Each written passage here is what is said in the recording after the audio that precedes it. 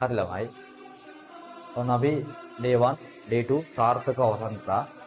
මේ දැනුවත් කිරීම day 3 සම්බන්ධව. හරිද?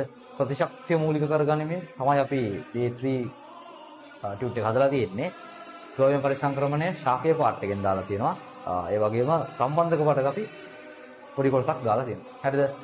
ඒකෝර කලින් ටියුට් එක වගේම තමයි හිස්තැන් පුරවමින් යන්න තියෙන අවශ්‍ය මේ මාස දෙක ඇතුළතදී කවර් කරන්න පුළුවන් සහ විභාගයට එන්න පුළුවන් ඔක්කොම ටික